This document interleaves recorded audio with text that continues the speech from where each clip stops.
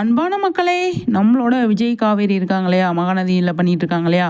அவங்களுக்கு வந்து கலாட்டாவுல வந்து கண்டிப்பா வந்து முழுக்க முழுக்க ஃபேன்ஸ் மட்டுமே போட்டு ஓட்டு போட்டு தேர்ந்தெடுக்கிற ஒரு அவார்டு தான். இது வந்து மேல் கர்ஸில் வந்து கண்டிப்பா வந்து விஜய் வந்து வின் பண்ணிட்டாரு அப்படிங்கிறது தான்.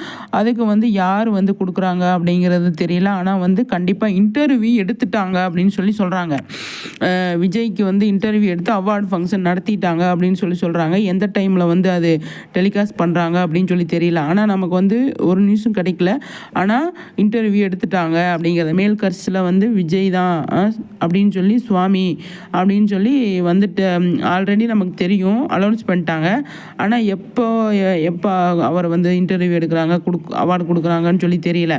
ஆனால் எடுத்துட்டாங்க அப்படின்னு சொல்கிறாங்க. கண்டிப்பாக அந்த இன்டர்வியூ சூப்பராக இருக்கும் அப்படிங்கிறது தான். போன வருஷம் அவர் தானே வாங்கியிருந்தார். அதில் காவேரியும் போகிறாங்களா இல்லை விஜய் மட்டும் போகிறாங்களா அப்படின்னு ஏன்னா மேல் கர்ஸில் இதில் வந்து பேராகவும் 2 பேருக்கும் அவார்டு கிடைக்குது, இண்டிவிஜுவலாகவும் கிடைக்கிது. விஜய் காவேரிக்கு 2 பேருக்குமே தனித்தனியாக கிடைக்கிறதுனால 2 பேருமே கண்டிப்பாக போயிருப்பாங்க அப்படிங்கிறது தான். ஆனால் எப்போ இன்டர்வியூ எடுத்திருப்பாங்க அப்படின்னு தெரியல. கண்டிப்பாக எப்போ வேணால் நம்ம கலாட்டாவில் வந்து கண்டிப்பாக அதை வந்து ரிலீஸ் பண்ணிடுவாங்க அப்படிங்கிறதான். மெசோஸ் மியூசிக் மாதிரியெல்லாம் கிடையாது, இது வந்து வேறு மாதிரி வந்து போயிட்டுருக்கு இல்லையா? அதனால் வந்து எப்போ வேணால் இன்டர்வியூ வந்து டெலிகாஸ்ட் பண்ணிடுவாங்க அப்படிங்கிறத கண்டிப்பாக இன்டர்வியூ எடுத்துட்டாங்க அப்படின்ற நியூஸ் நமக்கு வந்து கிடச்சிருக்கு. அது வந்து சூப்பரான விஷயம், நல்ல விஷயம் தானே அது வந்து. ஆனால் இன்டர்வியூவில் என்ன பேசுகிறாங்க அப்படிங்கிறதுக்காக வெயிட் பண்ணுறேன் நான்.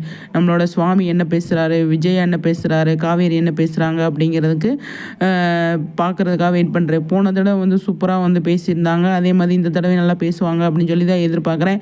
அவங்களாம் எதையுமே கண்டுக்காமல் அவங்க மனசில் என்ன தோணுதோ அதை பற்றி தான் பேசுவாங்க அப்படின்னு நான் எதிர்பார்க்குறேன்.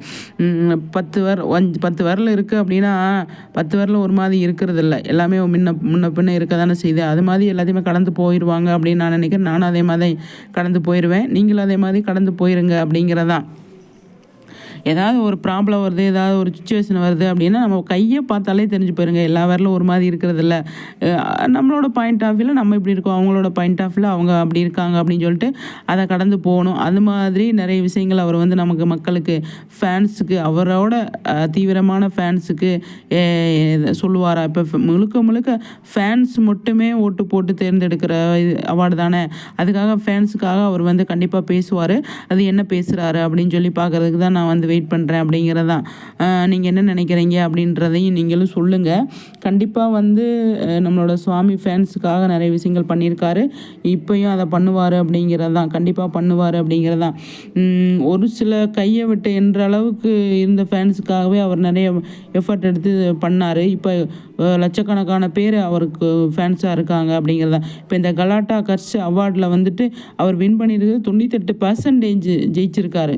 98%னா ஈஸி கிடையாது, அவ்வளோ ஜெயிச்சிருக்காரு. அதுக்காக அவர் நிறைய பேசி தானே ஆகணும், கண்டிப்பாக பேசுவார் அப்படின்னு நான் எதிர்பார்க்குறேன். நீங்கள் என்ன நினைக்கிறீங்க?